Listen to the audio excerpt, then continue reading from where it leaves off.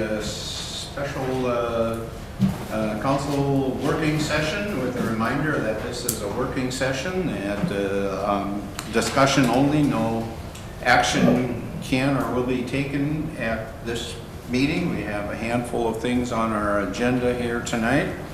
The first thing that we have in our new business is Great River Regional Library, and we have Karen Punzak here from the system, and we have Rachel Thomas here from the system, and we have Leo Lewis here, not from the system, but from the community.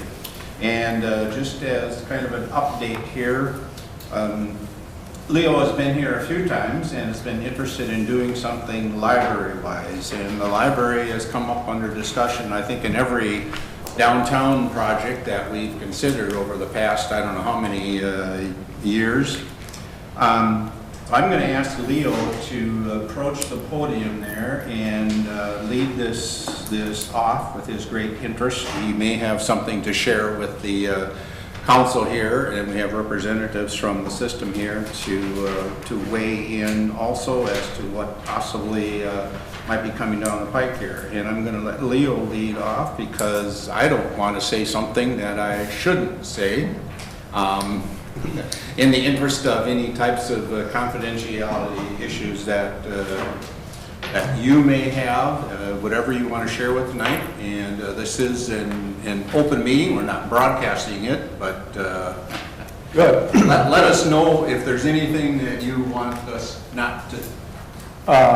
First of all, I go freely spreading up and down the street. thought that Jeff was going to call up the library first and talk a little bit, but that doesn't make any difference. Well, what you have to say may play a large role in what they have to add. Right. Mm-hmm. So here's basically what we're to talk about the library a little bit, and that's come up, like I said, a couple times over the last years. Last year, we had a group of people who looked at some things downtown, and that died. Lack of interest, lack of support, died. So that went away. So now, again, we sat down and we came up with a couple of ideas. Maybe we have an idea of the library again. There's so many things that we could do in town here, and quite frankly, you have to make a decision to do something. Okay, so long and the short of it is that we're working on a purchase agreement with the Shopko for the Shopko building, and we're real close to having an agreement. And so, in the process of looking at it, what are we going to do? If we pick up this building, okay, it's 22,000 square feet, 2.5 acres, good building. It's open, there's restrooms in there, and that's basically what it is. It's absolutely an open, clean building, 20-year-old building. So we looked at that, now how can we turn that into a business park? Offices, retail probably isn't the thing we're looking at. We're going to look at some long-term leases on that. Retail probably isn't that good. And so then library came up saying, library. We got 22,000 feet in there. We got excellent building, has everything in there we need, and should go fairly reasonable. So then we got a little serious on it, and a couple of weeks ago I talked with Karen from the library system and said, all right, what's going on here? And got a little information. And I did find out earlier, my wife is from over Kimball way, and they got a grant, put in the library, $400,000 for a grant. They're looking at about a 5,000 square foot building over there, something like that. And they come up with the fact it's going to cost to do that building between $800,000 and $1 million. And I think I'm pretty close on that, Karen. Okay, so that's for 5,000 feet.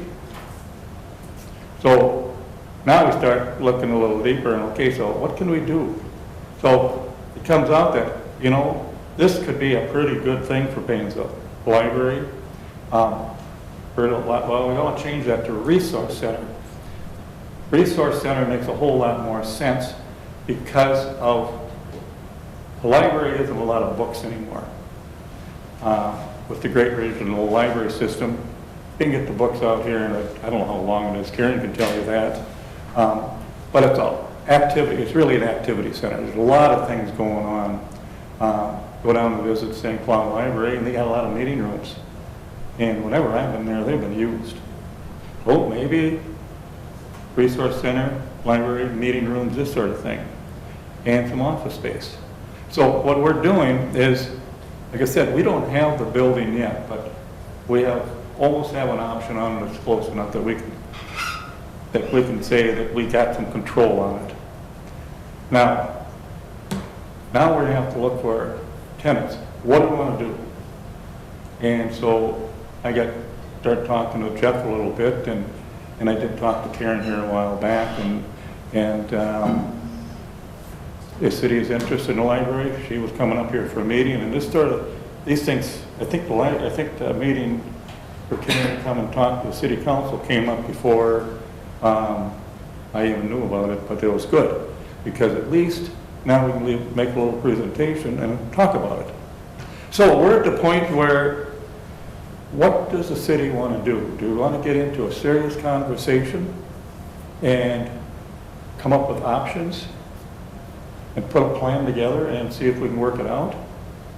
I would propose that, we don't have the building yet, and I would really like to have the building secure and then be able to start talking about, once we got the building secure, that we have a purchase agreement on an agreement, that we start talking. And if it's like, well, we have to think about it, wait 6 months and 8 months and 10 months to do something, it's not going to be in our time frame. So I don't want to say that we don't have an agreement on something tomorrow. No, we got to feel good that there is some real, genuine interest. And if there's not the interest, we got to walk away. We have to go our different ways on it. We just have to do something with it, because we're not going to let it sit for empty and not have a plan. And we want to, the library will probably be almost the center of the whole operation over there. And so we want to make it work. We want to make it fit. So I'm, I guess, open for questions and ideas, or is there interest? I mean, if there's no interest, let's just part and say, well, that's it. I'd like to have, I'm not sure, Karen or Rachel, if you want to take the podium too, because, if we're interested, there are some steps that we would have to go through to plan such a thing. Our library right now is basically undersized. There is need for expansion. We have some parking issues and that type of thing. We have a roof that needs to be fixed, but we got to fix that. That's beside the point. That's something that needs to be done. So if you could, for us, let us know what else we would need to consider for moving on. Yeah, thanks for having us tonight. Karen is passing out just an assessment of the Painesville Library. We tend to do this about every 3 years. We take a look at all of our facilities, just do an overview of where they're at regarding space and any issues that would be there. Some things to keep in mind as a city, different things that would come up if you were to expand the space of a library, which we're always, as you mentioned, it is undersized. We could definitely use more shelving space. We could definitely use more programming space, meeting room space, lounging areas. Those all come to mind as something that you would put into place in a new library. A lot of those things come with some costs that would be the city's responsibility for furniture and shelving and maybe even collection, I think, is part of that as well, if we expand the collection. Painesville does have a fairly good collection size right now, and it is pretty healthy, and it could be that we just have a little more shelving space to spread it out a bit.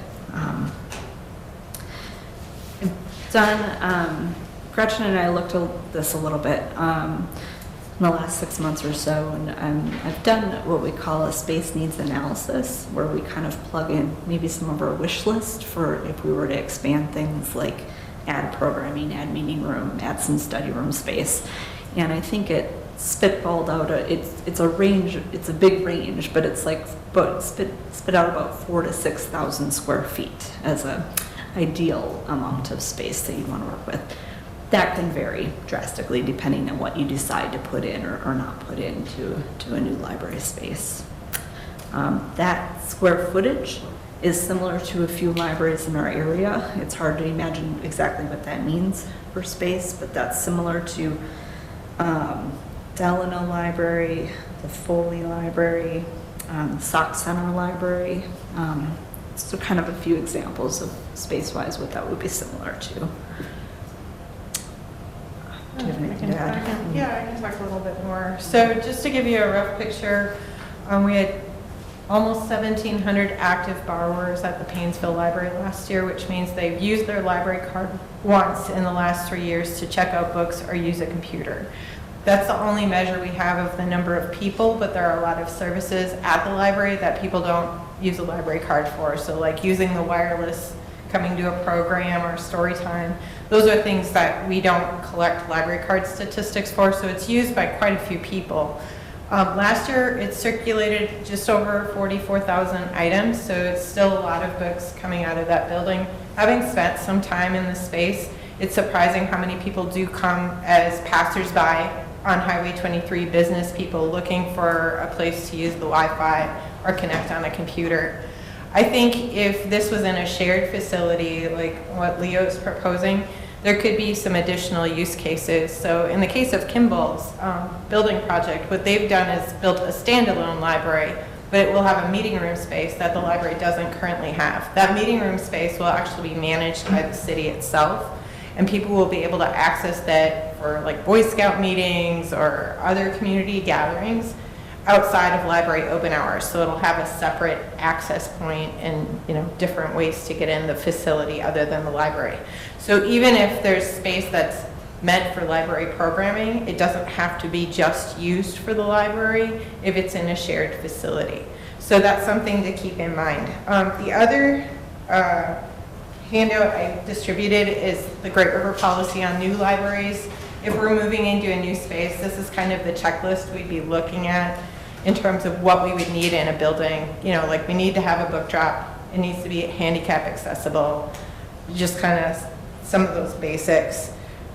We do have an agreement with the city, as Leo and I have talked about in depth. So what we're looking for from the city too is what does the community want from their library?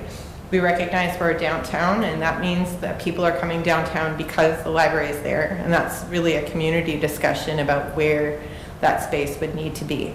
If this project were going to move forward, one of the steps we would need to take back is like a full-fledged plan for the Great River Board to approve before we take next steps.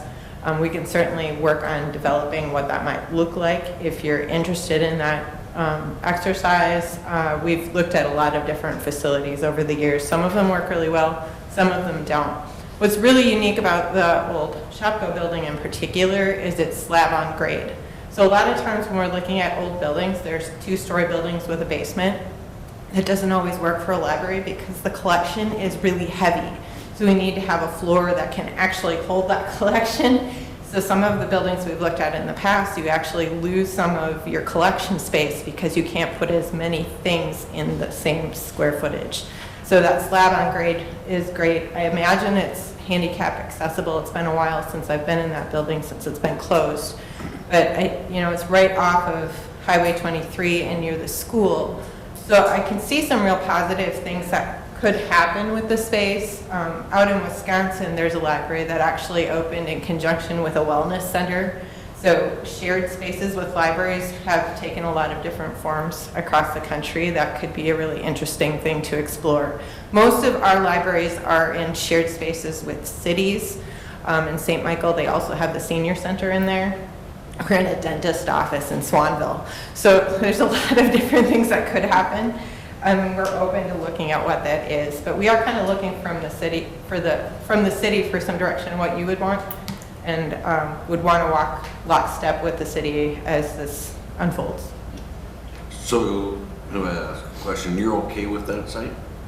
We haven't been inside the building, so I think that's something we'd have to look at once we take next steps.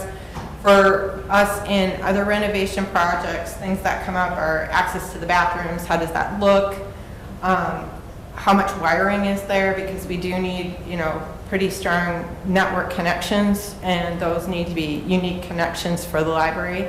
They come in off of state lines, so some of the logistics around that can be an interesting development. We'd have to also talk about, how is the building divided up? What are the access points? Where does the book drop go? Is it a drive-up book drop?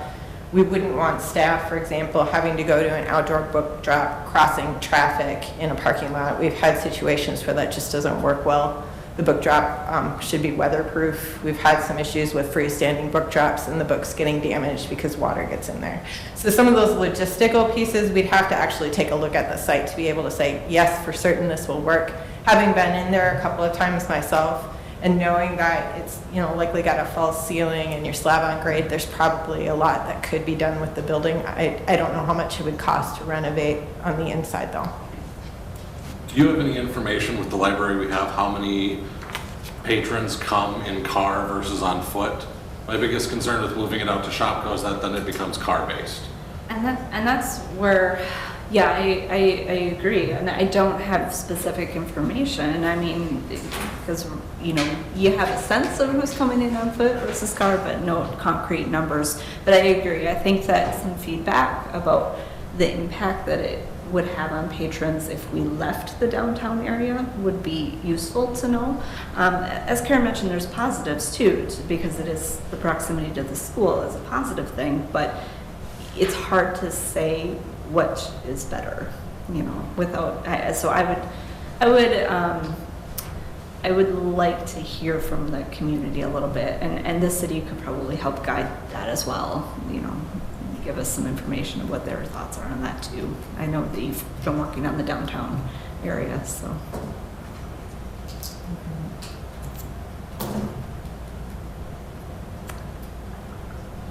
Is there more you would want to hear from us? I guess we weren't really sure what the questions would be, so we are certainly willing to talk more about usage. Yeah, if you're interested future in libraries. Well, yeah, if you're interested in ideas of what some places do, there are areas that have looked at commercial kitchens, that can be rented by public members to. Back up 1 second. So basically, if the developer built your bathrooms in there and your wiring and so forth, then you would have no problems with that. Likely not. Correct. One of our most recent renovations was in Clearwater. That's in a strip mall. I don't know if you know Clearwater well, but where Coburn's used to be, Yep. They were in there. They moved from one part to the other. One of the biggest issues we had with that was ceiling height, and then the building had been closed up for a really long time, so they had to do some mold remediation before we could move in there. But then, setting up the circ desk and the logistics around that, we don't have major concerns. I mean, it's a big building, and I've been told that there's plenty of space, so space for us would not be a big hurdle. It would come at likely some cost for someone. Great River provides the books, the technology, and the people.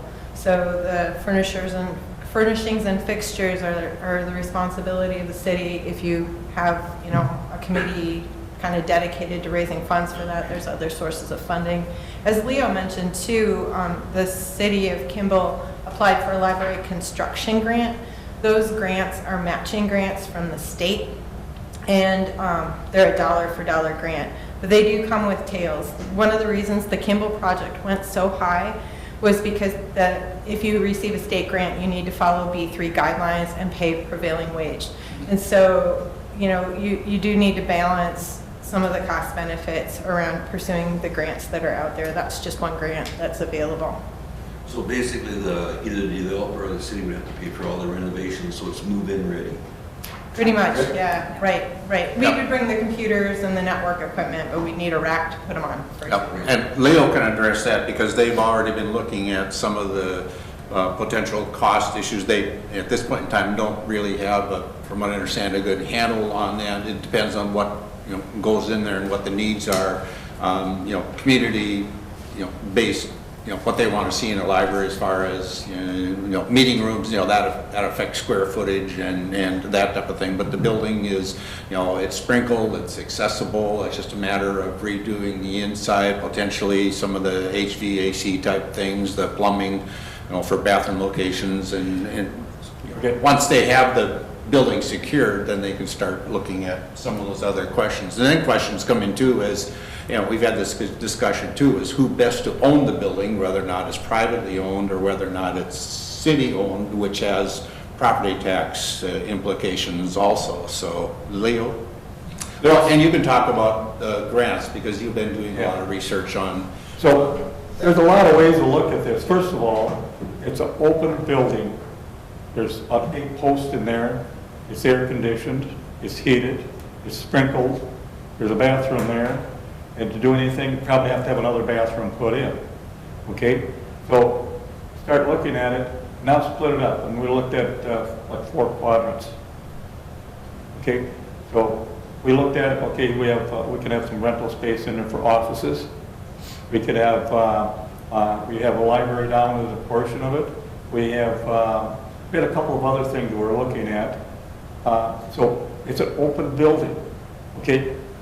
And it's it's going to be a very reasonable price to get in there. Okay, so actually, the city should be buying it and doing the whole works.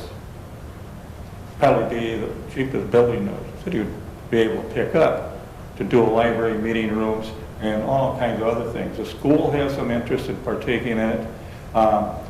The township has some interest in partaking in it. There's a grant from the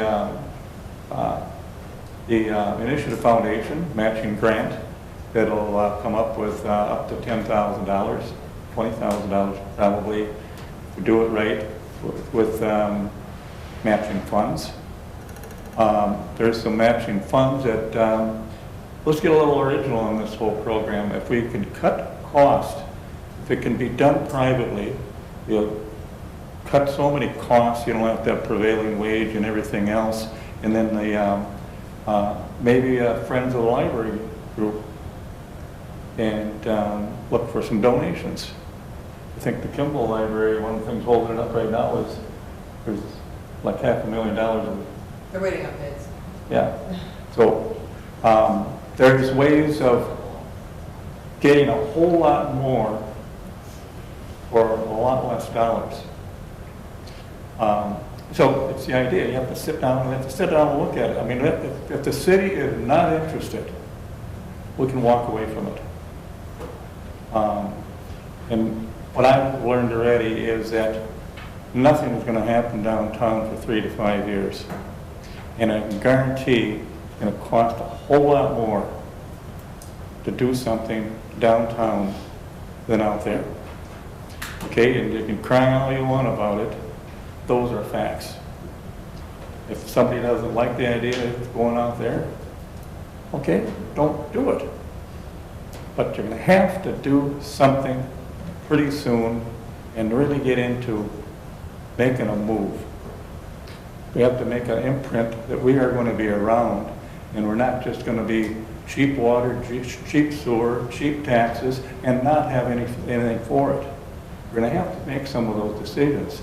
So bring the township in, share resources, and by doing some of this privately, if you want to buy it, the city wants to buy it, it's for sale.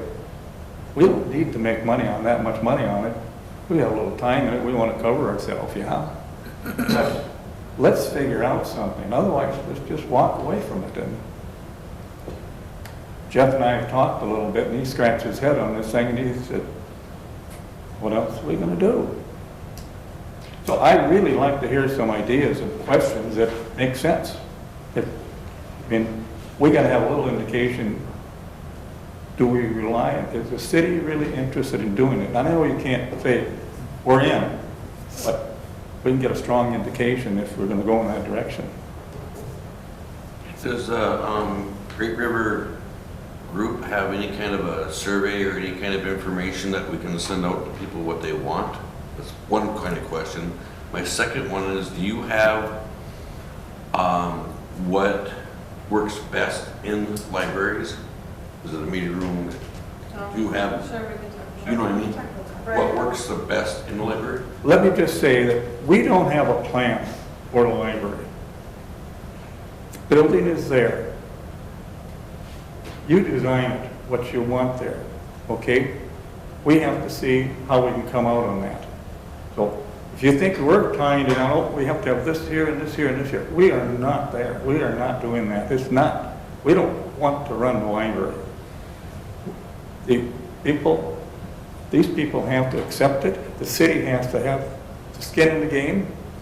And then we have to figure out how to make it happen. And I just don't think we're wasting our time looking at something here.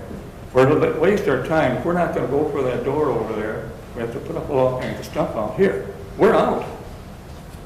It's, you know, so the library, whatever the city decides, and the library decides, that's what's going to happen. Okay, so we have to figure out how to pay for it.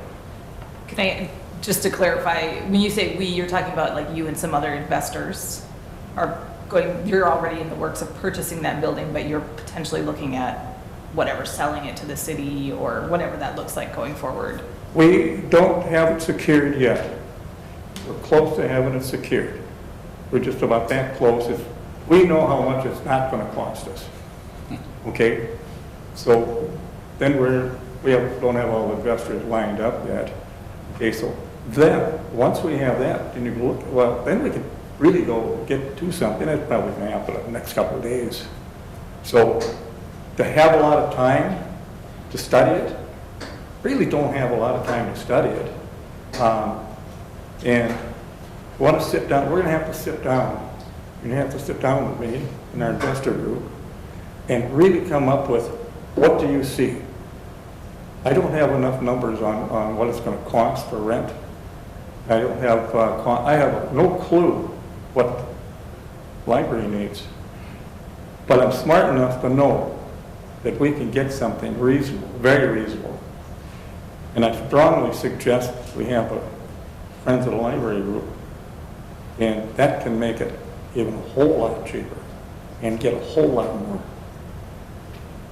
And it just might be that the community foundation would probably help out a little bit. So some real opportunities. And like I say, we cannot go on 6 months and talk about it. These people are going to say, well, you're not serious, I'm out, we're out, we'll wait for something else to come by. But I do know that they're interested in the library. I think the community is ready to do something, and you've talked about it too, so it's... So where do we go? We have to put out the requirements and get an architect. We have a study, we can get a study grant to do some stuff. And what you need. But it's going to have, the thing is, it's going to have to fit into our plan, whatever that is. And we are sort of running our plan around some office space right now, and the idea that the city is probably interested. So, yeah, is the city key in this? Yeah, it is. The city is key. It's one of the key people, and that's what we have to get. We have to really work on that. Jeff and I have had some conversation, and I'll sit down with any of you and talk about some of the ideas. We have nothing locked in stone how it should look. I personally, I think it's a fantastic idea. I mean, my husband and kids were actually at the library when I left to come here. We use the library a lot, you know, and so we know that it is small and it is cramped, and there is a lot of, just in talking with other families in the community, there's a lot of people that utilize that would like to see more meeting rooms, larger space, you know, just a lot of changes. And I think that, you know, you're right, that is potentially a very reasonable way to go about, you know, without having to buy more space and tear down buildings and build something brand new from scratch. Like, I think is right now, just on the surface, seems to be a pretty good idea. I would definitely be in favor of looking into that, having some discussions. I think Rachel is going to come up and answer some of Len's questions there too about, you already mentioned some, places that have, more meeting rooms, shared space with community center. We're kind of a little different here. We have, the Green Roof, community center almost right around the corner from there and other facilities. So our facility, if we move forward, would not, mirror probably any of the others that you have. So we would have to, get the community input to find out what's, what would fit. Yeah, I think if you were to decide to move forward, that's when we would really seek out a lot of input from the community. I feel pretty confident that that 4,000 to 6,000 square foot range would be probably adequate. Right now, the Painesville Library is $28.96 for square footage. There's really no programming space, no dedicated programming space. It's just right there in the main part of the library. There's a little section for the kids area. There's a small study room space, one bathroom, a tiny little space for staff to put things. So if we were to be in a new, larger space, that would probably definitely be a dedicated programming space that could be multi-use, as Karen was talking about. It could also be available for meeting room space that people could use outside of the library's hours, because we know our library hours are limiting, so you'd want it to have two different entrances, one from within the library, one from outside, so people could use it outside of the library hours. Yeah, makerspaces, there's always been a really good interest in technology and makerspaces in this community, so that was an area that we definitely would have an interest in expanding on. So having some space and room for kits, for performing arts. We've got a lovely keyboard that we like to bring artists in to do programs and provide concerts. So there's a lot of out-of-the-box thinking that we can do with what to do with the library space, where it's not just books, but it's a community area that people can enjoy and use for multiple things. Some libraries have moved towards interactive kid areas, so they bring in different toys, different activities, different makerspace things that help kids with some of their science, technology, engineering, math, all of those components, and prepare them for education. So some new libraries and new buildings are moving towards really working on spaces like that for kids. There's in Little Falls, they have a commercial kitchen that people can rent, so that they have a licensed kitchen to use for commercial purposes. So some cities, I think, are thinking about that with some of their community spaces. What are some of the other out-of-the-box things that people have come up with? Well, I know down at, I think it was White Bear Lake, they put in, I can't remember the name of it, but it's a technology that, it's kind of like a projector that is a screen from above, but it's an interactive image that they can change out on the floor. So it's kind of an early learning center, and it's something that the kids can do when they come in, and they have the ability to do a variety of things there. Down in St. Paul, their makerspace includes things like a sewing machine and an engraving machine. They have a digital music lab down there where you can actually do some audio and visual recording on your own. So it really depends on what the community wants. We don't have a lot of that happening in Great River right now. It's kind of on the bleeding edge of providing library service, but that's something we could look at and maybe even get grants to do, since it is so new. Going to, I think it was Lynn Gilmore's earlier question, we can help with surveys too. We tried to do a community meeting here last May, but I think the weather was too nice that day. We didn't have a lot of turnout. But we could hold a community meeting. We could do a digital survey. We could hand out something across the desk. We could work with the city on what you would want it to say in distribution. We're certainly open to that. We did do a user, non-user survey last year across the whole region with St. Cloud State Survey Center. One of the main things people said they come to the library for is the books. So I think we shouldn't overlook the fact that physical books are still important in the library. The other idea that I heard floated earlier was the idea of city-owned space versus leased space. Most of the buildings we are in are city-owned, like Painesville's, but we do have a variety of cities who lease space. Upsala leases space, the city of Upsala leases it from SciTech Communications, so they share the building with their telecom company. In Clearwater, they're in the strip mall. The city actually leases the space from the strip mall and Piers. That building is also leased. And in those situations, it's really important to define whose role is what, like who's going to clear the snow out of the parking lot on Saturday morning. You know, what happens if the door doesn't lock or doesn't unlock, depending on the situation. So those do come up. We did have a space in a city that had been leased, and then the building got foreclosed on, so that created some real issues for us. But the city managed to work through that and ended up buying the building in the end. So those are some of the things to think about with if you're considering whether to lease or own a building. We have good luck with both situations. It's just really good to have that clearly defined on the front end. I hope that answers most of the questions that I heard earlier. I know my position is, you mentioned a number of things, library, makerspace that we can do. I think let's do all of them. If we've got a building big enough, let's do everything. I realize it's probably not realistic, but that's, I think, what a library should be, is something that's there for everyone in the community.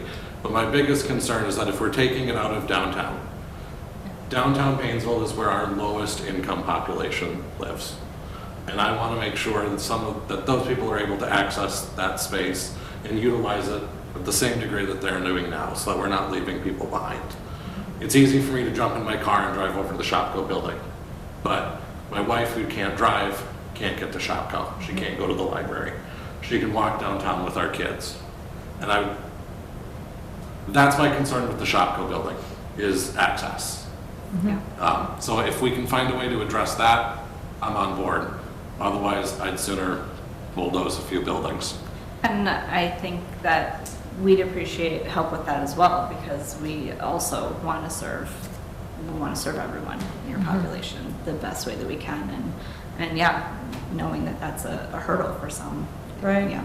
I don't know, you know, the grocery store's right there, so is there something we could do in conjunction with that? There's a lot of people going to that part of town just because Teal's is down there and Dollar General is not too far away. Maybe there's something. We have Surrey bikes people could use. Yeah. Yeah. You could check them out. I don't think those work this time of year. Bigger tires, that'll be fine. We do have this on our agenda for our next meeting where we can actually take some action, but we can kind of get a consensus here. Neil, you And haven't one said question. anything yet? On our sheet on the current library, 2018 open hours, 31. Is that per week? Per week. Okay. Because I was hoping it's not per month, No, per year, only if it was like really. per slow. week. Would that possibly go up in a newer facility, bigger At facility? this point, I would say not right out of the gate, because our open hours are set by the number of users. And so we would have to see a correlation to that new building and an increase in activity to be able to justify that. Down the road, it possibly could. I wouldn't say never. I also wouldn't promise that it would happen. The hours are pretty user-friendly, though. I don't know if you- I too agree somewhat with Sean on the money-wise, it's a no-brainer. I'm sure that would be a whole lot cheaper than building new and tearing down half a city block, but we move the library out of downtown, that might be the last straw holding it together. There isn't a straw already. There's nothing downtown. There's no straw holding them together. Well, there's some, and I've mentioned this to Leo too, that's going to be the biggest pushback, I think, of this whole project, is to move another, facility out of the downtown. I guess what goes through my mind is that if you can continue to provide better and more services, it is an incentive for the community to grow. You know, we do have public transportation, limited public transportation in town here that people can use to get different places. There's a potential for additional if the community does grow.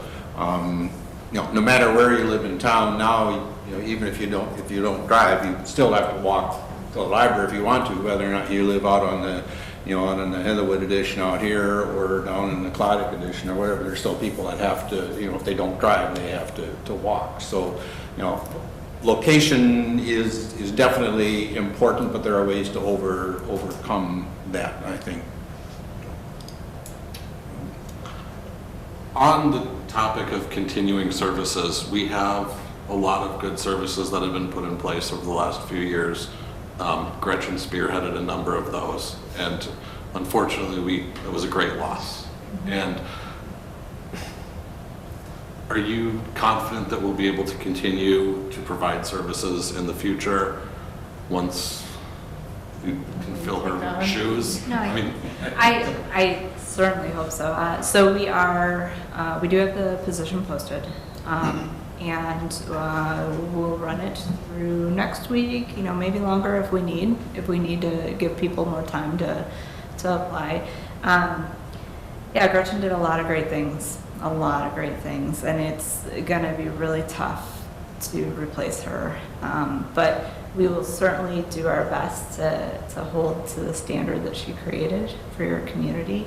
And we're working on making sure that programming stays on top of its game. It's hard with her absence. It's hard, but we'll work on it and do our best. I think we should recognize too. I said this at the board meeting last week, whatever day that was.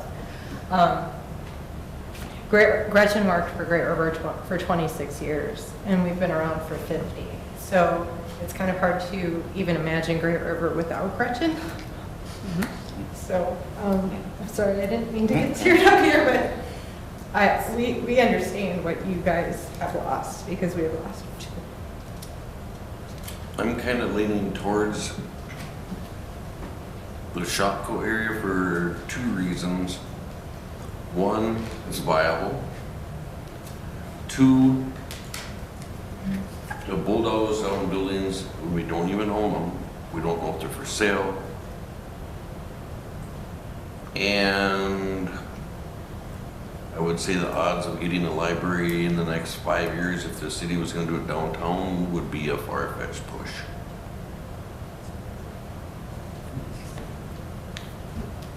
Leo, you had a plan for downtown at one time. Yeah, a couple. And that was never presented to council. No, we talked on it and talked to Jeff and Renee. I think he'd asked. And I didn't get a warm fuzzy. And so I basically backed out. It was rather interesting that I did talk to Jeff on this project, and he said, you know, we're talking about that. And we had a little discussion on it, and the more we talked, I really appreciate Jeff jumped in. He said, you know, this is probably a pretty good idea. This is probably the best we are going to get, okay? Because we got the space, we got all these things, and all these ideas come up. I guess someplace along the line last week, somebody got on Facebook and they talked about Shopko building. What should be in the Shopko building? Mm-hmm. And nobody said library. Okay? The thing is, this does fit. Okay, the location, I'm sorry, that's where the location is. You know, can't do anything about it. The opportunity to do what you're saying, let's go all out. I think it's a huge opportunity. And get something that's really out there. I mean, really, that's just better, just the best. And I say, go a little bigger. In fact, we started out looking at it, 5,000 feet. As investors, we're not in the real estate business and the rental business. And we said, well, maybe we don't want to be in this. But anyways, we're looking at it. I'm saying, you know, maybe the resource center, open space, meeting space, all these other things, maybe they should take half of it. Okay? Have to change some things, bathrooms, different places. That's not that bad. We can bore underground. We can put everything, water lines overhead. The cost on it, Chuck, do you have an idea what the cost for buildings is?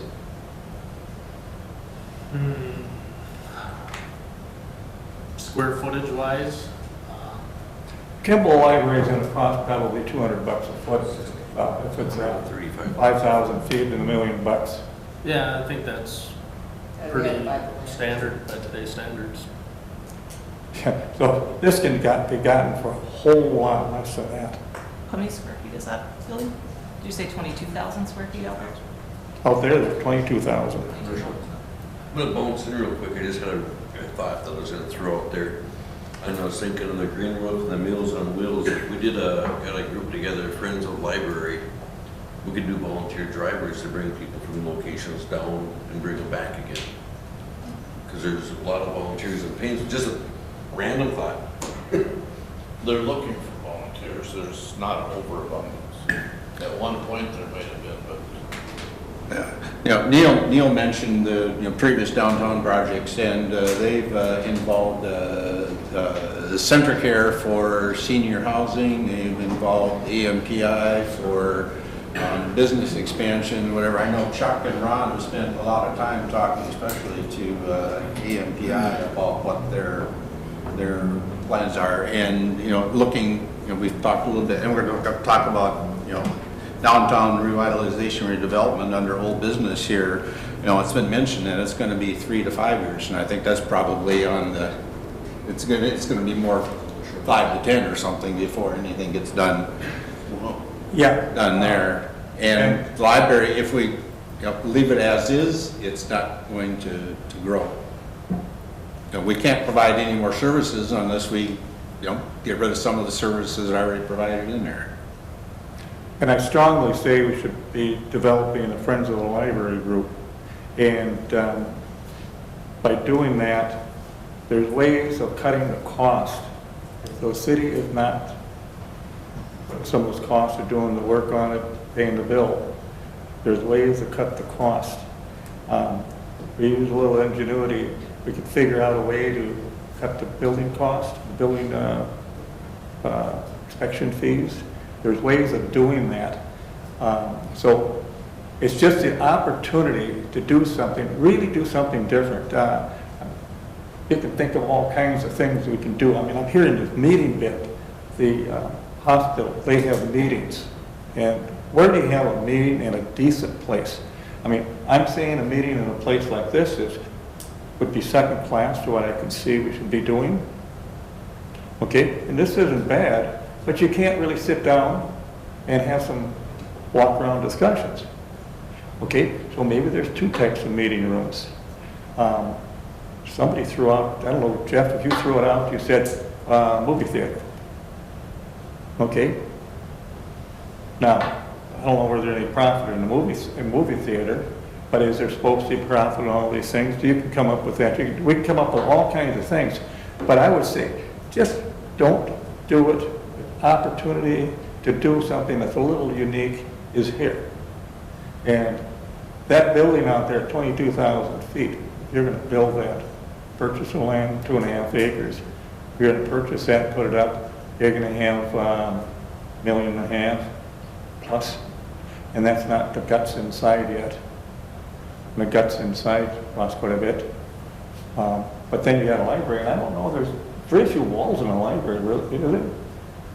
Well, it depends on what you put in it. Yeah, but these people, we haven't talked about what's going on in the library, anything like that, though. So don't ask me what's going on in the library because we haven't talked about it. Okay, like I said, that's not my thing here. My thing is to get the building acquired, figure out how we're going to be able to rent it out and cover our cost. And it's just, well, I've been involved with the library bit for a number of years, so it's just kind of, hot spot. So I would say that I'm going to be gone. I'm leaving Sunday for 2 weeks. So if you have any questions of me, you got Friday and Saturday. Okay, it's not that I'm running away. I am running away. I am not going to be around. And if you want to, outside of this setting, I would expect a couple of people to say, all right, what do you really think? That's what you. And I would share that, some of the things I'm thinking. And I just don't want to spend a lot of time, we're not interested. I think I got a pretty good indication that the council is interested. That makes sense?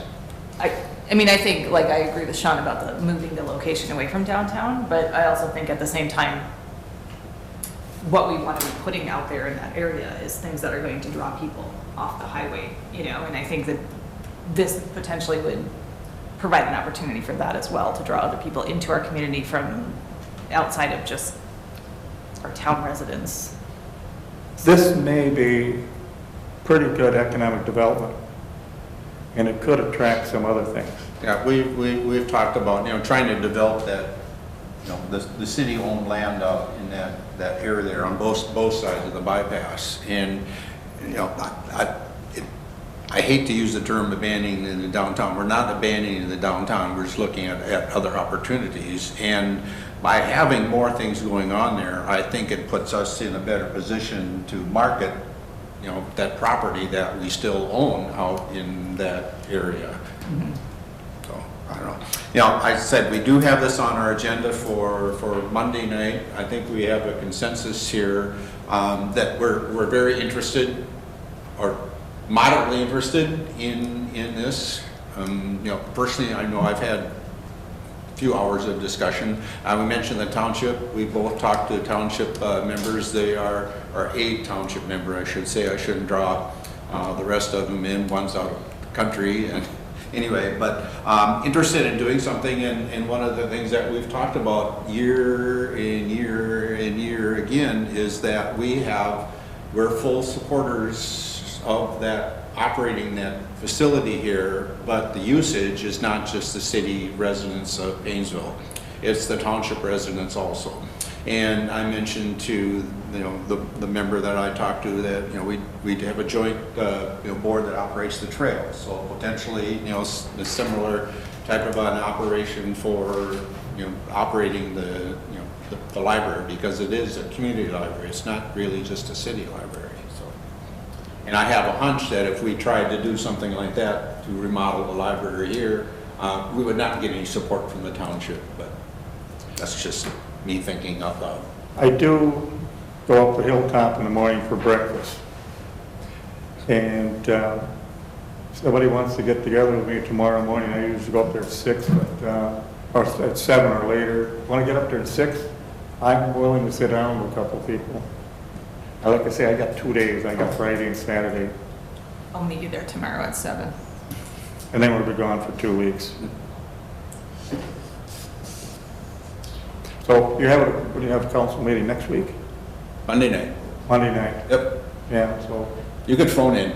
Yeah, you can call me. Okay. But I really, you think I'm really pushing the time frame here? I am. It's nothing that there's 6 weeks out there, 8 weeks, to have a good conversation. I will fall out of interest. Well, sometimes we need a push. Yeah, if you think I'm pushing, I am. I'm just telling you right out. Okay, well, thank you, Leo. Thank you, Karen. Thank you, Rachel. We'll be in touch. I have a hunch now when word gets out that we'll be hearing more on social media, other than just a trampoline park and Maybe it's good I'm gone for 2 weeks. whatever else. Some of those other ideas were. Oh, I maintain if we're gonna think about this, we do need to think about the transport option and what we're going to do about it. Because giving up a car in this community is a lot harder than it seems. Public transit is a farce, I think. It's not there. So if we're gonna move Shopko out there, we need a way so that people can get strollers, can get bikes, and do it easily even in the winter months. So I'm on board with it, but I wanna make sure that we're not cutting people off. all right.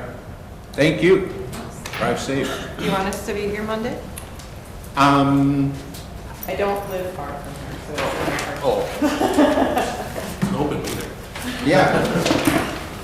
Hardly anybody shows up. It would be nice to have you. Well, you know, it might be a good idea. Is it under new business? I didn't look at it. And we can, you know, we can move it up. No, it's under old business because it was going to be addressed tonight, so it's Okay. under old. Under old business, we can move it up because, you know, by then we'll have some more questions, I'm sure. What time does the meeting start? 6. Okay. Yep. I have to be in St. Martin by 7. Oh, okay. Oh, that's not far. No, like I said, not far.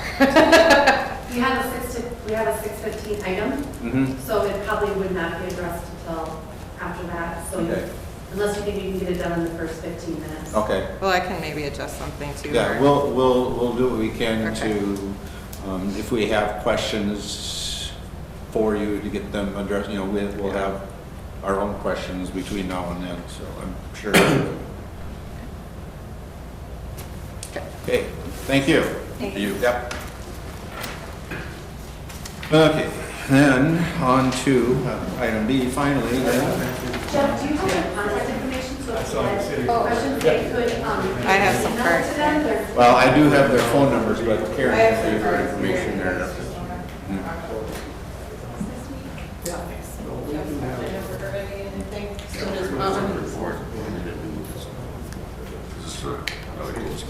And if you want to contact Rachel, the only thing you have to change on the email is just Rachel T instead of Oh, Karen okay. P. So it's pretty easy. Yep. All right, thank you again. Yep, you're welcome. Happy to do it. Yeah. All right, then on to item B, land lease and solar easement, Viking Community Solar on page 1. Okay, thank you. We did receive a letter from this here, the Viking Company, and it did get brought to the Public Works Committee, and it is going to be recommended. That's why I figured I'd present it here tonight, and if anybody's got any questions, concerns, I can research it prior to that, and we'll come to your February 10th meeting. This representative will be there, but the site we're looking at is just north of the ponds. It's currently 34 acres, it's farm. It would not interfere with any of our irrigation land. The site they're looking at is 8 to 10 acres roughly. The lease amount would be $1,000 per acre per year plus. Where's that on the map from? On the map, it's just north of the ponds. I should be right in here. There's an apple there. By Mayor? That, the light green area there? Oh, right there, the corner of the green. That light green area. Is that up by Pivot too? Yes, Okay. up by Pivot Tube. Yep. One of the positives there's a three-phase power close by, so they will hook directly into the grid. They would, we did discuss hooking into our retreatment building, but they gave us some enormous dollar amount per half mile to get it over there, so that would not be feasible at all. There's currently 2 other sites in this same neighborhood that are going to be happening within the next 2 years, so it will likely fit into that area very well. There is a development period of 2 years, which it likely would take, and the term would be for 25 years, plus they have 2 5-year renewal options. Taxes, obviously we pay the taxes, however, if it is reclassified for some odd reason, which a lot of times it would, they do pick up the difference Okay. in that. Obviously, it would be fenced by them, and they obviously have their own insurance. So, like I said, the Public Works did review it, and they have recommended it, but I wanted to make sure you're well aware of it. If there are any questions, we'd be glad to. I do have one at the Stearns County Municipal Meeting, whatever night I went to that, this night. They, one of the county commissioner said, before you lease your land out, make sure your land is not useful to yourself because you're locked in. This land would be locked up for the next, it could be. To make sure it wasn't useful to the city at all. Correct. That question did come up, would it be, this site be viable for a future pond site? And I guess the answer to that is no, simply because there's a big transmission line right in between there, and we did purchase the land directly to the east of the ponds for a future pond. So, So it has really no value to the city? well, other than farmland, I guess. That was my question. What's the current rent on there now, Ron? Current rent is $250. So we're going from 250 to 1,000. Correct. It's how many acres, did you say? That's why the Public Works Committee recommended it. It's kind of a no-brainer. At the end of 25 years, if those solar panels are worn out and they walk away, who deals with disposal? They are 100% responsible for removing everything off the site. If they're still in business? Correct. I believe there is also a deposit or something that they do need to put a security down in case they do go out of business. Okay. That would remove everything off the site. Okay. And we do have Attorney Spooner is reviewing the contract and making sure that it's also in our favor. How many acres did he say? Does the same company put up the other ones? No. This company is putting up one of them that's going to be directly across the road. I believe the one to the east is a different company.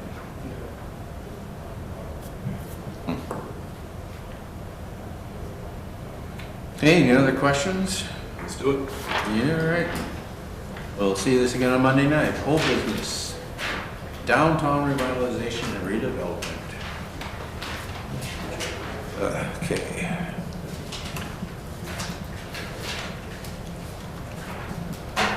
And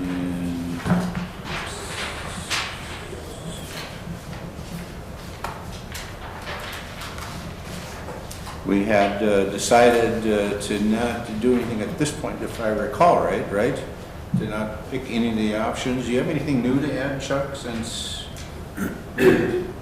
No, I just informed Jana that the city was sort of going to be in a holding pattern at this point, and I'd be back in touch with her. Any other additional information is needed. We did discuss this at the EDAP, and I believe that's coming up in the agenda for next Monday. Mm-hmm. No, regardless of what happens to the library, we still have the downtown to deal with.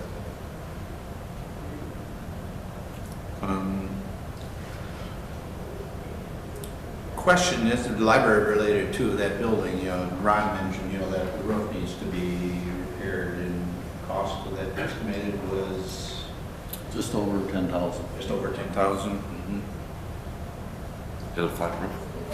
Yes. It's actually the back wall where water is coming into. Oh, the alley side. Yeah. We'd probably have to fix that to resell the building. Oh, yeah, yeah, regardless. So it's maintenance, whether weekday or. Yep. And if this would go through, I mentioned we'd resell that building, wouldn't we try? I would think that would be a good size office building. Yeah, easy building that, so. Yep. I think. Make a good office for somebody. Put a pitch roof on it, fix the back end. Yep. Put steel. So we're good. So any other thoughts on the next phase of our study? We're still in a holding pattern until we... I think until we have a new administrator. Okay. I think the biggest thing in coming out of EDAP is that if we're going to be doing something with this, the city needs to start budgeting some money into a fund. I don't know, $50,000, $100,000 a year, something, that when we're ready to move forward, it's there. And if we can't make that commitment, then shut this down now. But if we're going to move forward, then we have to open up that and start funding it early so that there's money there when we're ready to do something.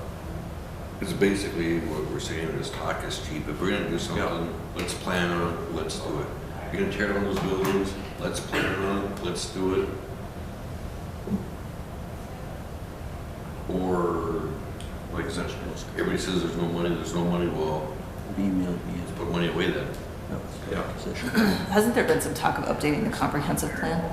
Pardon? Has there been some talk of updating the comprehensive plan? Is this downtown revitalization something that could be done at the same time as part of that process?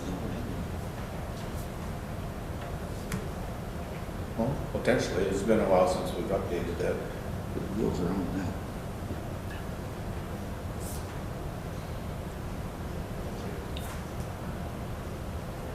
Does that just kick the can further down the road?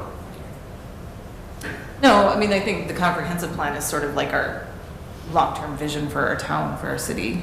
And so seems logical to me that you could incorporate what are we going to do with the downtown in our long-term plans. I think there's so many variables, I don't know where you'd really start and end. I mean, the one variable we all know, if AMPI keeps growing, they're gonna need more space. But nobody can answer how much space. And until they can answer that, how can we plan? That's half of the problem.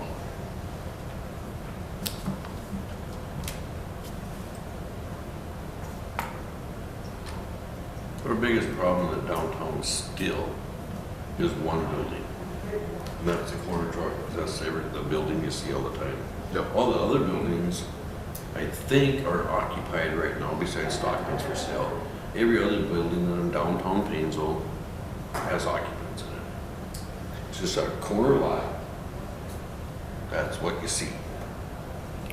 Well, is that building sold? Somebody who knows the Bible better than me have bought it, I think. My understanding was sold to a, whatever, Well, the guy that shoot one, I believe so. that's the rumor I hear too. And what he's gonna do, so it's kinda in his hands right now. I haven't, Catherine. Yeah. What's he See, talking about? Renting out the Well, upstairs? he was, yeah, he did a lot of talking. yeah, I haven't seen anything in writing as to if that's been sold or not. I know it's a different sign and another sign Nothing's is come there. through here. I have not seen anything, but the CRD's come electronic now. I don't get them. Mhm. So I have to But go- basically, that's what I your have to go to the downtown home and everything else look it is. up. I guess I can do it. The buildings are occupied, but Doesn't change. whether or not they're occupied to the best use is another thing. Like the old grocery store, what's really happening there? It's just storage. And what's the condition of that building? Full of junk. Yeah. From the looks of it. Jennifer, you're gonna say something? Well, I think Jeff had me reach out to a city that just had adopted a vacant building ordinance. And I just actually reincarnated that on my pile this afternoon. I was gonna ask Jeff about it, but maybe now's the time. Is that something that you want to investigate? And if so, what board would you like maybe to look at that? Or let it lie for now? But their ordinance is on addressing vacant buildings. I think that we should look at that. Does that include houses? I have not researched it or read it or memorized it, but I think it would address our downtown Commercial. predominantly. Yeah. I think the other aspect for our houses would be kind of like, maybe it would maybe stem off of this plus a rental ordinance. But because we have these vacant, non-vacant buildings in our downtown commercial district, it came up in the news and I reached out and they quickly emailed it to me, so we have what one city is doing. And if it's something that the council wants, But the vacant, that would, depending on your downtown district and how you did the vacant building. Because in theory, I have a vacant building that I use for storage. And I don't know the parameters. I mean, I think they're. We'll be happy to sell you a permit for that. Yeah. Well, no, if they're in use, they're not vacant. You know, and that's something, you know, even if you enacted an ordinance, you'd have to grandfather in the ones that are vacant. You're just, catching the ones that become vacant, starting at day one. But if we don't do anything in the downtown and it does continue to, since deteriorate, at least you're heading off, or trying to head off some of that.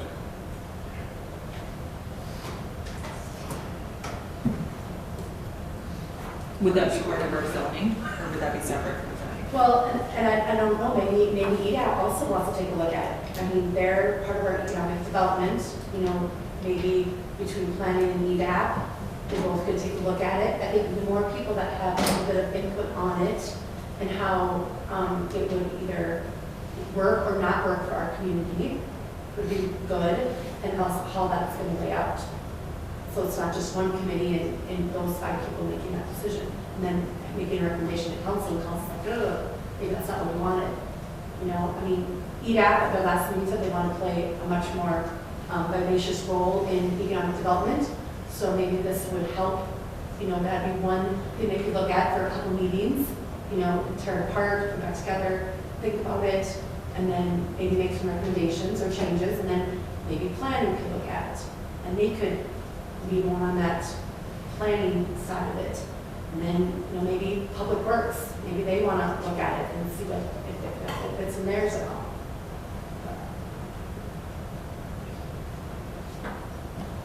Well, if we don't do anything, we may end up with more of them, and used for things that aren't particularly useful in the downtown. Maybe one comment, Ron and I were just talking, there are some funding, if the right project came around, there are some funding programs out there that may even allow some of the acquisition to be included in a grant type of, now there's a lot of scenarios and a lot of variables in those programs, but it's something that when the opportunity does come up that maybe we can explore further. Could you make green space out of something? A lot of it, I think in some of those is economic development and job growth. Mm-hmm. Dang it. Only if it was a nursery or something, or. Green space is so much greener garden than an old building you gotta tear down. Mm-hmm. If memory serves, we were going to apply for a demolition grant. Did that occur? Do we know? I haven't talked to Ron and Belinda about that. Right. That grant is due in February. That's on the unfinished business list. Okay.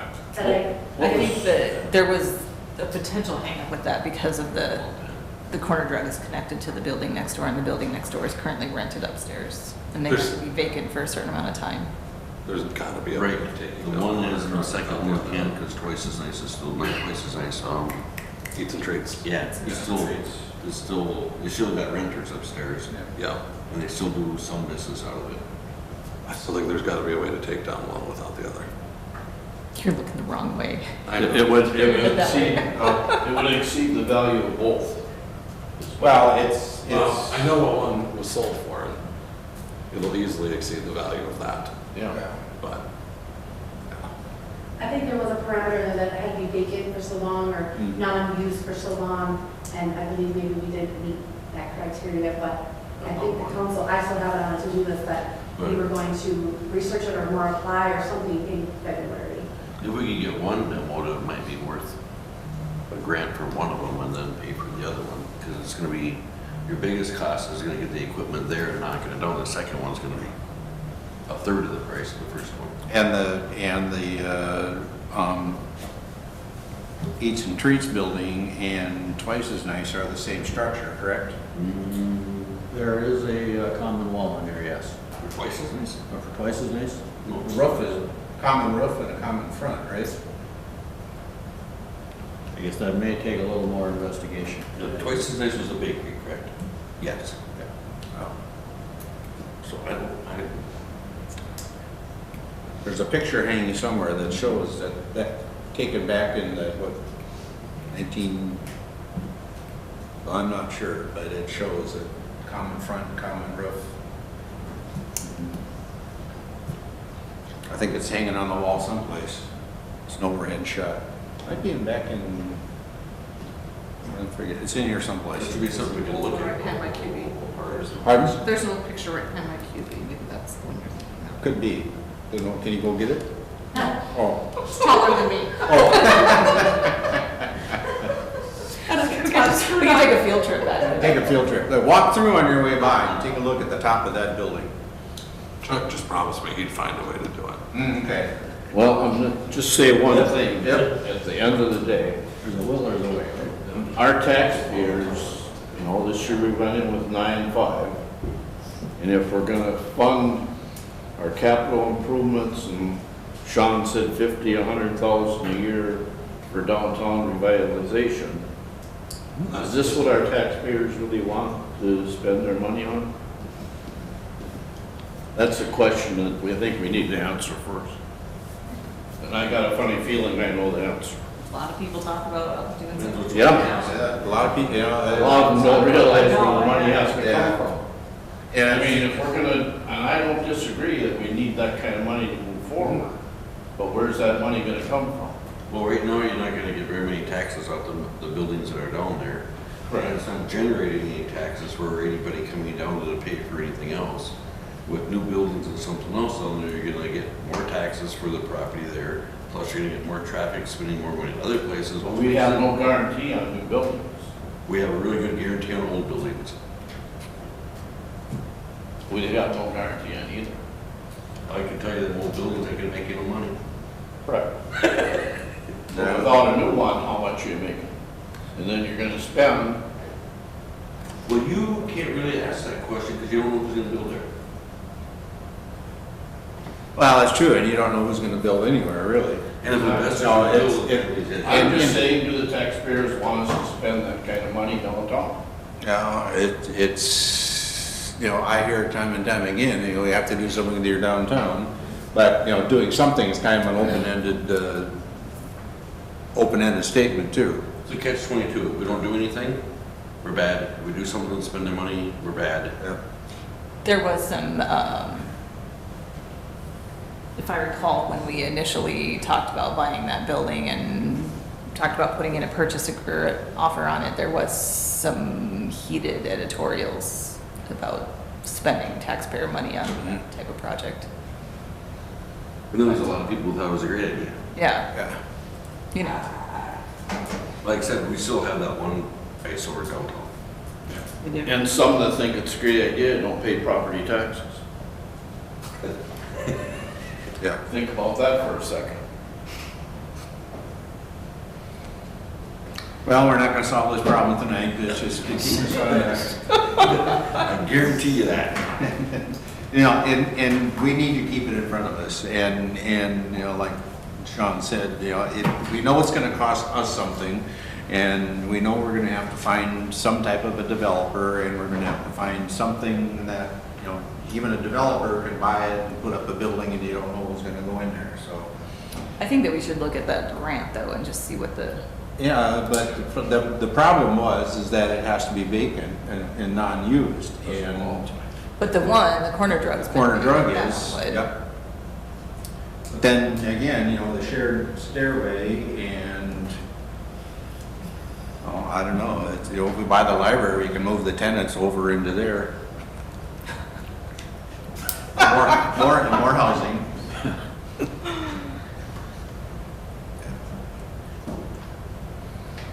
Well, we'll continue to take a look and see if that building can be taken down or fallen down. And I would suggest taking a look at I'm sure it's hanging in here someplace. It's an overhead shot from way back several years ago, before the fronts were put on those buildings. It's kind of yellow. Do we know what kind of value Eats and Treats, I mean, their building I know is for sale, but if it's not realistic, it's not for sale. Didn't they want 60 or 65? Previously, wasn't it like 68,000? In 2018, it was worth 75.9. Oh, Eats and Treats was 70,500. Paid 13.54 in taxes.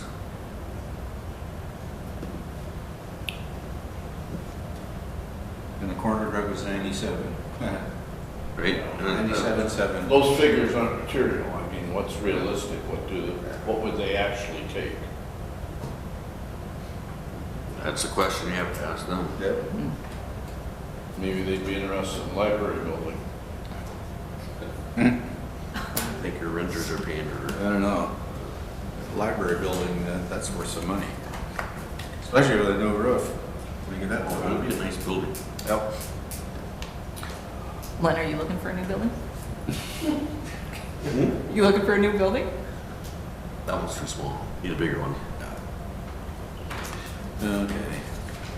All right, then on to item B.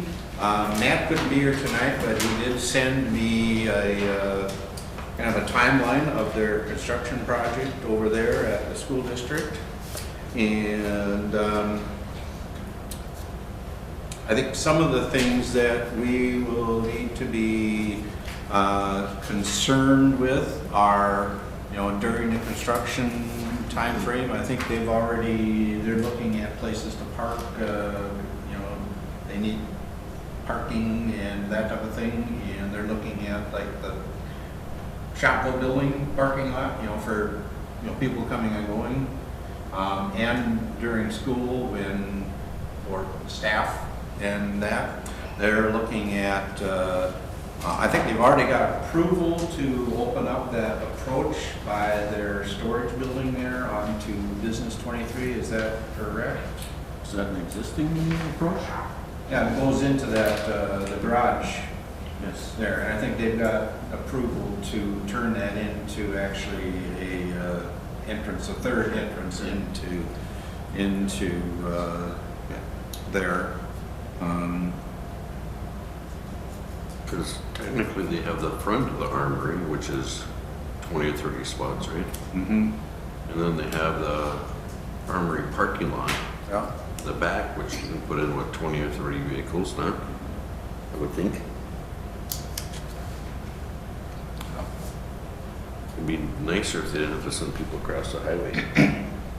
Yeah, if we're having kids park in the Shopko parking lot, do we need to have officers over there to stop traffic? I did talk to them about requesting reduced speed limit through there for, construction reasons. It's going to be congested, regardless of what with, construction vehicles or whatever. And they were going to look at that.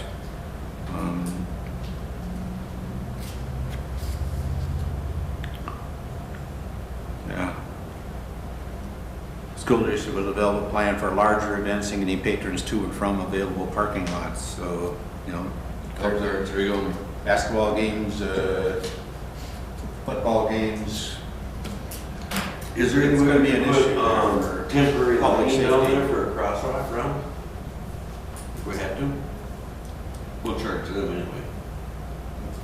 I suppose anything is possible. You have to take a look at, you're talking like a street light?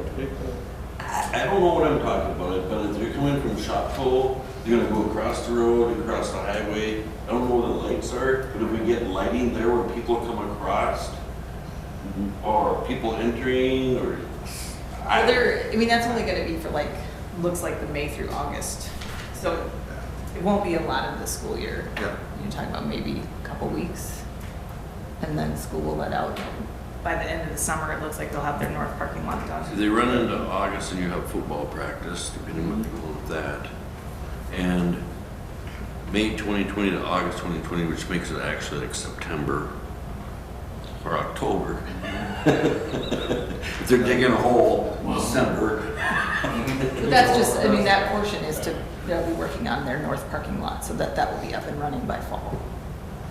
Well, it's just kind of, if we don't need it, we don't need it, but Or like a similar vein, can we get temporary pedestrian flashing signs? Or if somebody walks up, they can hit that? Yeah, they're working with the county on how to sign that during that time. Whether it's, reduced speed limits and extra.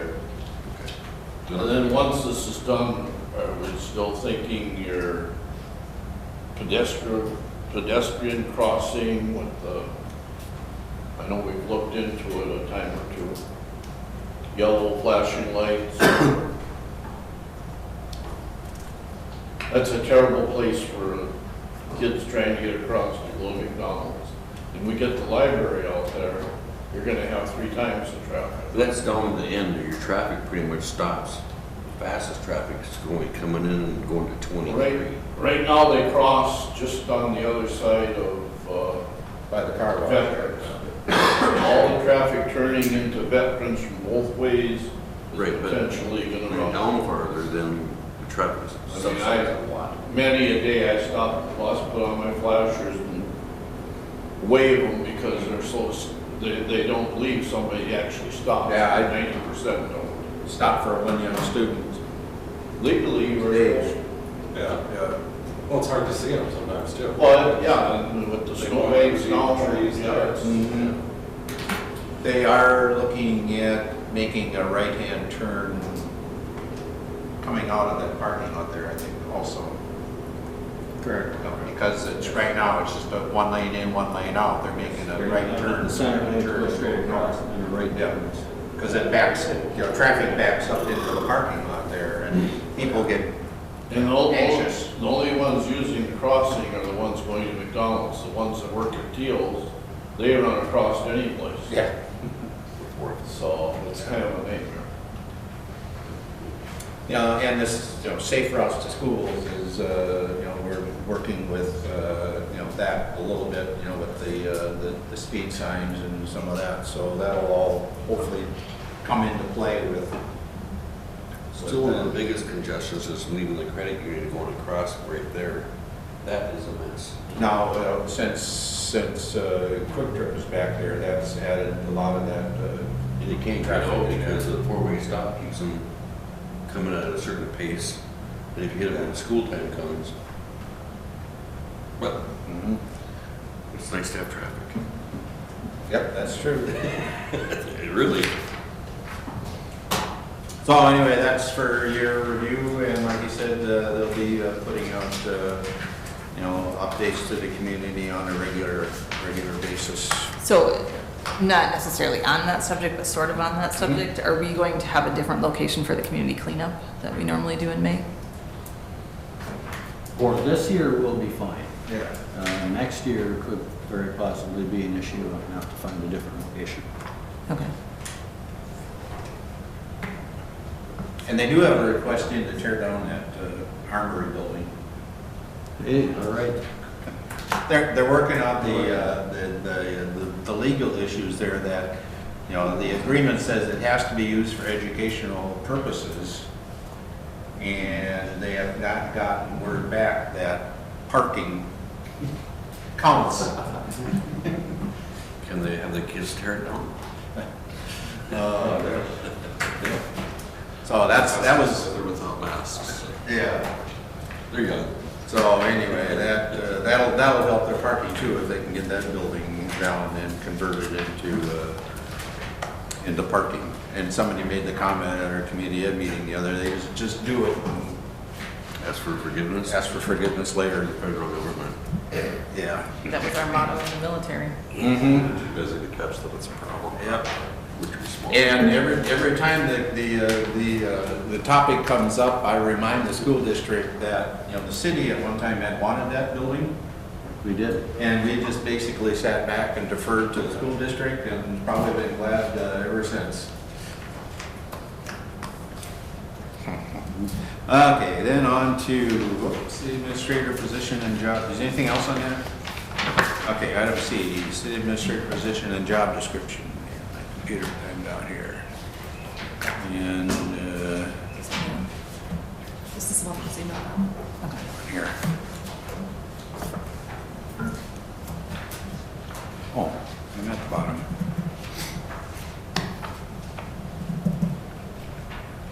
There was no update on that. Yep, okay. We had that sent out to us. Questions, comments?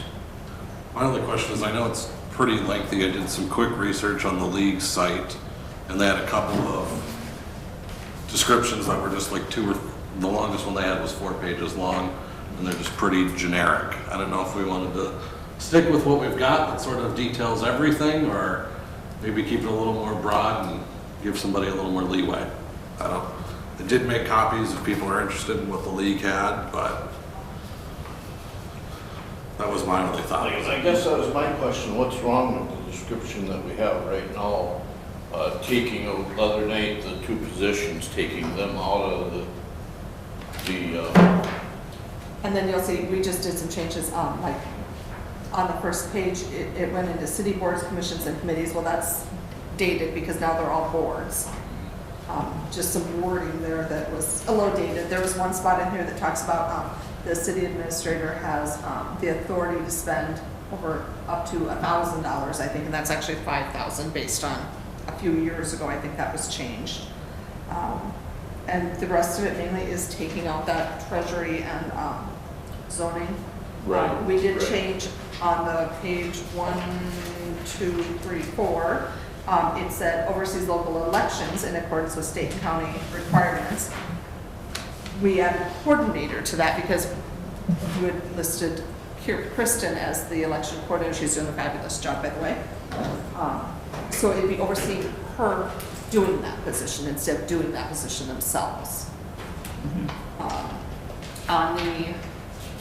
Under the qualifications, I think it was, under tools and equipment used, there was a couple different drafts of the administrator position out there. One of them had just through to the fax machine. The other one had ability to utilize the knowledge of office, internet, and email. Added that just to keep it consistent. Down to physical demands, it said 25 pounds. Every other job description in the office is 50 pounds. And when you get into some of the boxes and such, absolutely, it's more 25 pounds. Changing quiet to moderately quiet to moderately quiet because it's quite noisy with the bell going off and all the customers in the lobby. It's never quiet. The only other question was on the minimum qualifications, if the council is happy with the way they sat or if they wanted that to be different. Was there any other ones that did require college besides this one? The one that she sent us from, the other one did not have that on there. I was wondering if anybody else had that. That was my only. What was the other one you sent us? Minimum What she said requirements is- at Cold Spring. Yeah, Cold Spring. It says a bachelor's degree in public administration, political science, community development, business, finance, or related field, and 3 years of responsible public sector administrative assistant. So I was just wondering,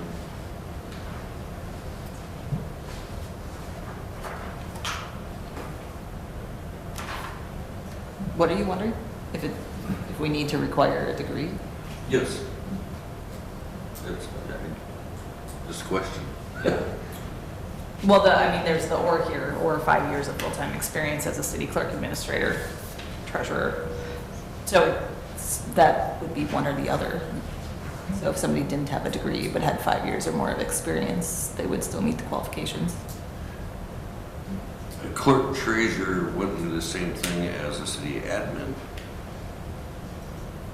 Because if you're a clerk treasurer, is what I'm saying, or you would have nothing on to do for the EDAP and so forth. Are the same qualifications the same, is what I'm asking. I don't know. If it's fine, it's fine. It's just a question. Some cities don't have clerk treasurers, or they don't have administrators, they have clerk treasurers.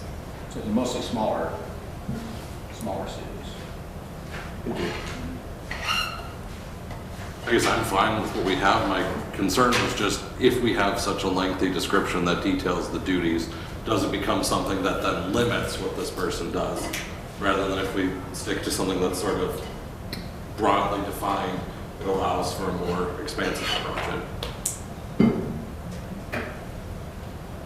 I think the more detailed gives them a better idea of what's expected. It can always be changed depending upon how the person develops, how staff develops, how we operate develops. We've changed quite a bit.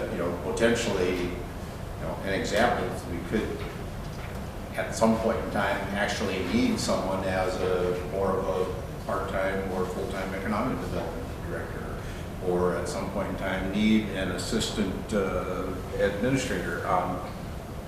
We have one of those. Well, I mean, you know, That's her job title. more of a job, there's more to the job title than that, but just specifically that. Is there a bottom line, like most job descriptions, final line is tasks that city council deems necessary, or? Other duties, job duties that are assigned. Yeah. You know, it's always your last one, you apply for a job and the last one says, whatever the supervisor, needs, or. I think every other job description has that. And this does, it says performs other work as required and directed by the city council. Because it's almost there, they're all open-ended, that if today you're gonna sweep sidewalk, that's what you're gonna do. Yeah. I have that we left in that they would help with that comprehensive plan. Yes, So that that's is an error, I think, on page 3 of 7. 3. If you look at the work, the 1, 2, 3, 4th paragraph says serves as zoning administrator.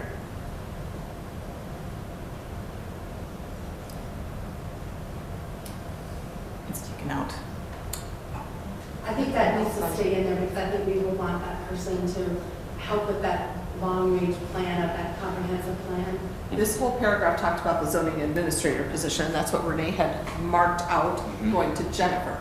But the very last sentence of that thing we broke out says responsible for maintaining comprehensive plan and updating is directed by planning commission and city council. That was taken out and Jennifer said that that really isn't just zoning administrator. That really should be in admin. So we put it back in red as putting it Yeah. back in. I wonder if this was a pre-done document. And it looks like it, when I emailed it, it didn't keep the changes. No, It it just didn't. It made red changed. lines of- It took out the old, because look, that just says 5,000 instead of Yeah, 5,000 and it just 5,000. made red lines of where there was changes made, but not what they were. Enable editing, does that change it? No, that's just the view that I'm. Mine shows yeah. both when I printed it, It does. 1,000 to 5,000. You know, it's a really good job description. If you're looking in Word, hit the review tab, and then there's a box that says no markup, and you want to change that to all markup. Show comments? Nope. I don't have a no markup.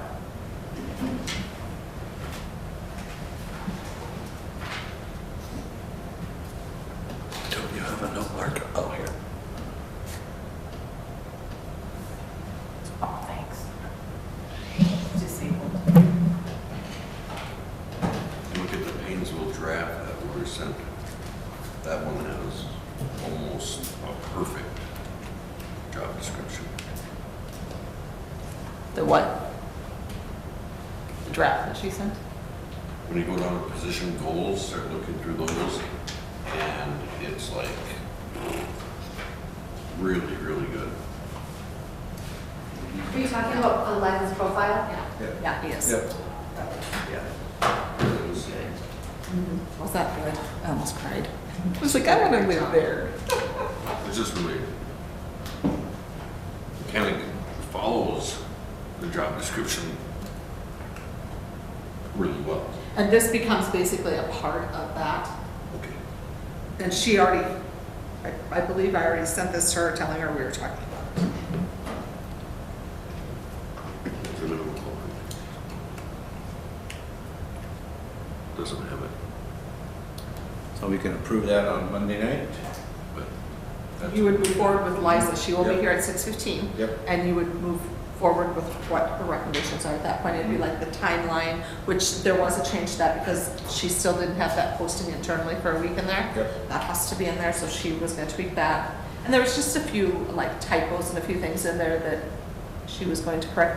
The one picture she had of the city was the old movie theater, which is no Oh. longer in business. Yeah. So we suggested she put the liquor store in there so that we actually get some advertisement for the liquor store at the same time, since that's the city Yeah. A building. lot of this will be really, the information she has there, take off a few things like the city administrator part, whatever. salary range, the rest of it, all the information she has would be great for incoming businesses. You got your housing, you have your health care, you got, you know, you can dissect this a little bit and have a very professional handout for any kind of business that ever wanted to come to Painesville. Don't call it a handout. So is Most it, people go online and look anyway. It's not just for businesses either, Lynn, but for homeowners. New people residents. right here. So is Investors. this something that we will own, or do So they you can't maintain the lose it, rights? you can work, make it I work. think we can ask for. That's a great question. Because I mean, it would be fantastic even to have it up on our website, a link to it. Sure, if we just massage it a little bit to take out that, the Yeah, hiring part of it. right. I mean, I was just, I loved it. I love the way she described our Made community. our community sound fabulous. I know. I was very impressed. It is. It is fabulous, it is, absolutely. So Lynn and I both said, well, I think we want to go back. I said, I want to live there. You just moved out. I know. I'm not that far out. Yeah, that's true. You're out there in God's country. Absolutely. All right, Ron, your maps here. Map. Yeah, where did we go? Irrigation. When we did look information about them, go and insert that stuff then. I think, are you guys good with that, those changes, and let her insert And then that? what about the salary range? The salary range I emailed out, that was one thing. That salary range I gave to you in both, so you'll have to think about that for Monday night, at the 2080 hours and at the 2340, which currently the past administrator was 2340, which is 50 hours a week. Just something to think about.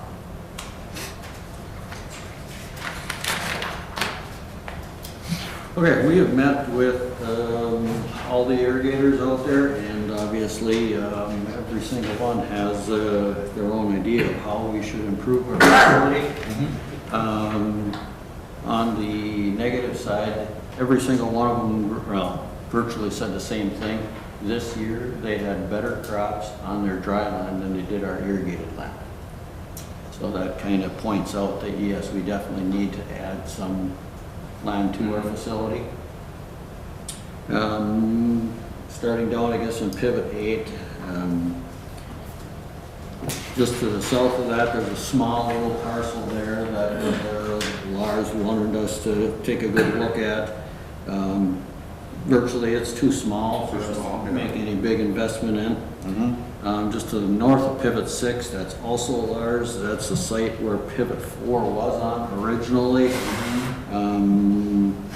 Soil types are just not conducive, and secondly, they would not sell it. Yep. You know, they just wanted us to add it and add more row crops, which is really not what we're looking for. Flipson, he owns pivots 3, part of 11 and 6. You know, he thought we should go and add another pivot in where old pivot 5 was. The only thing we came out of that is possibly would work is adding a swing tower onto pivot 11. He said that's an option we could look at possibly down the road somewhere. If you go up to pivot 15 across the road, that is currently owned by Hoekstra and I believe the Reek Farm. They did not respond. You know, I left several messages there trying to talk to them, and that's a site that would possibly work, but if you look close at it, there's 2 little ditches that actually run through there with quite a bit of water. Just to the east of pivot 21, there's currently a pivot on that's actually also owned by Stammer. That's got a lot of negative type of soils that we would not, that in a wet year that we just had, our machines would be stuck in there. Just to the north of pivot 21, again, that site is virtually too small to make any type of huge investment in. Which kind of leads us back to the Stammer property, and I guess we would like to keep negotiating with him and hopefully bring it back at one of our near future meetings. When you look at that site, it still, again, has got the soil types we need. Similar to pivot 17, you know, where this year we put that 30-40 inches of water on, and it can take it.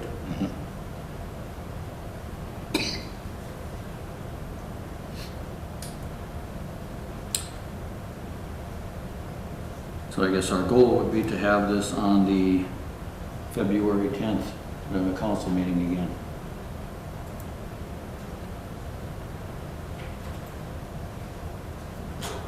Chuck, you want to add anything in there?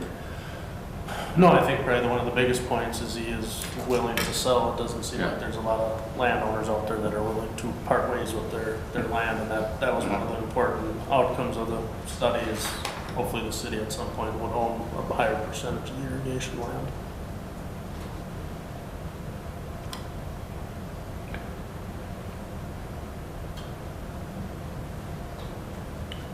Well, we'll look forward to February 10th, All right. I guess.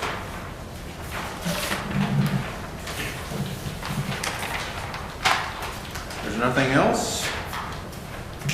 We're adjourned.